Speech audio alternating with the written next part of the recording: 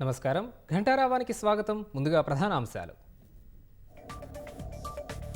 వాస్తవాలకు అనుగుణంగానే budget ప్రవేశపెట్టామన్న CM. ప్రజల ఆలోచనలు వినడమే ప్రభుత్వ విధానమని స్పష్టీకరణ.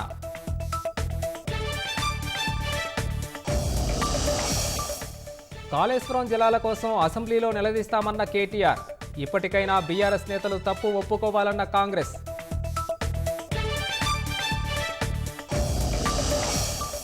రాష్ట్రంలో మరో 3 రోజుల పాటు మోస్తరు వర్షాలు.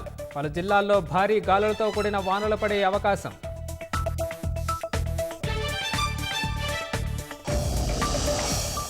భద్రాచలం వద్ద నిలకడగా గోదావరి నీటిమట్టం.